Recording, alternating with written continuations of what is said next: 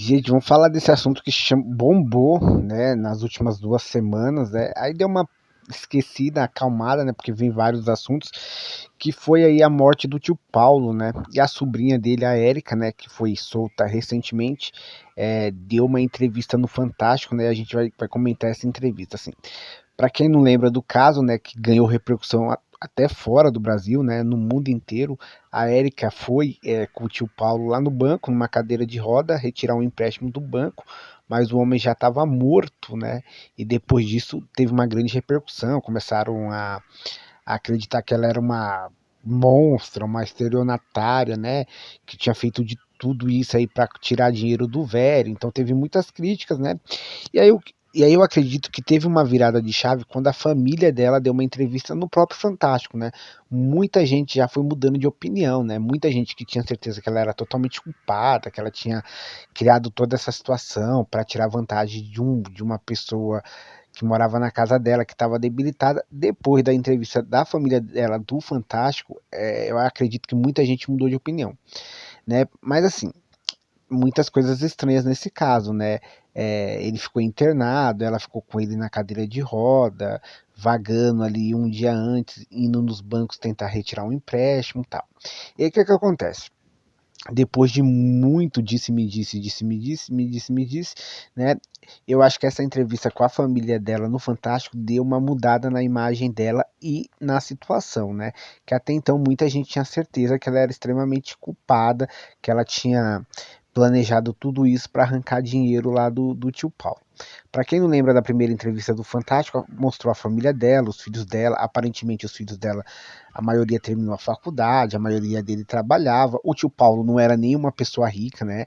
Que talvez se vendeu essa ideia, né? Que não, ele era um cara que tinha dinheiro, que tinha recursos e a família estava explorando ele. E a Érica estava ali tentando tirar proveito dele, né? E aí, na entrevista do Fantástico, a primeira, né?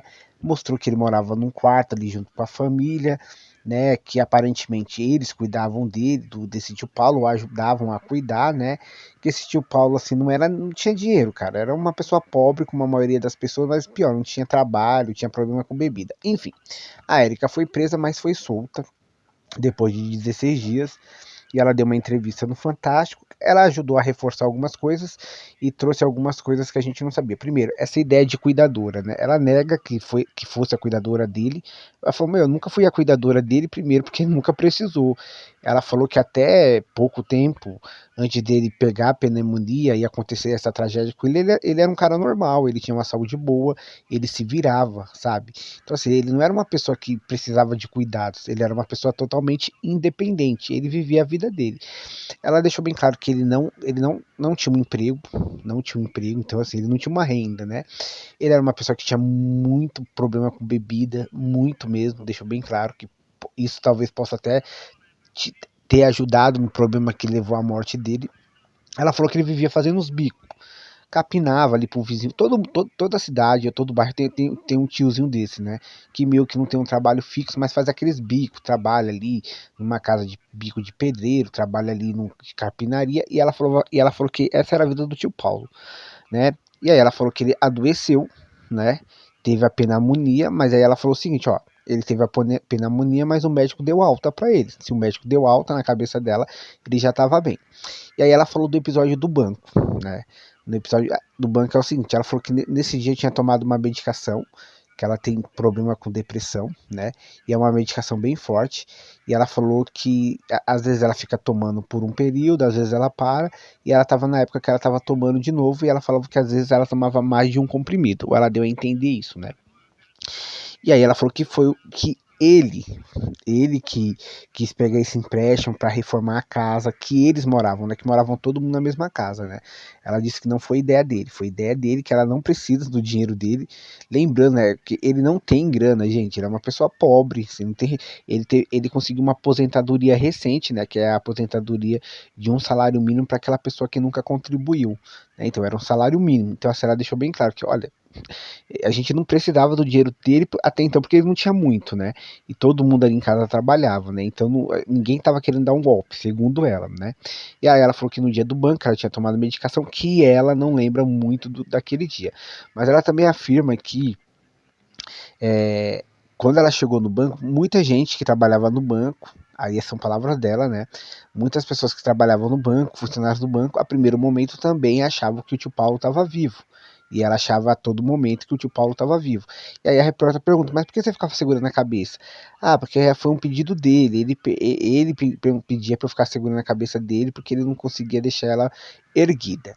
Que ela só percebeu que o tio Paulo estava morto, quando de fato ali chamaram a ambulância e o médico, o enfermeiro, constatou que ele estava morto, né?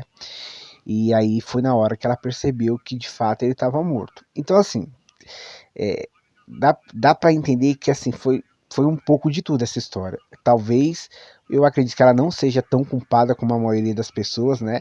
Mas aí entra aquilo que eu falei, gente. A gente vive na era que a informação vem muito rápido, né? Antigamente, quando a gente só tinha informação pela TV, geralmente para a reportagem chegar no jornal tinha muita apuração, tinha muita investigação.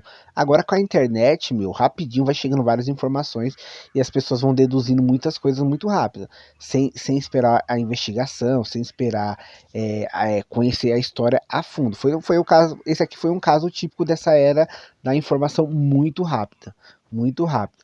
Dá para falar que ela é totalmente inocente? Não, mas eu acho que depois de vários dias, depois de ter mais conhecimento, ter acesso a mais informações, dá pra dizer que ela também não é esse monstro que todo mundo tava achando e essa culpada que todo mundo tava achando, né? Então acho que foi uma entrevista interessante e provavelmente agora ela vai responder em liberdade, né? Mas foi uma história que movimentou muito o país, assim, foi uma coisa assim que eu nunca vi. Ficou uma semana só falando nesse assunto. Quem não viu, né? Provavelmente a entrevista vai estar disponível no YouTube daqui a algumas horas. E aí você vê e você tira as conclusões. Você acha que dá para mudar de opinião ou você mantém a mesma opinião que você tinha antes?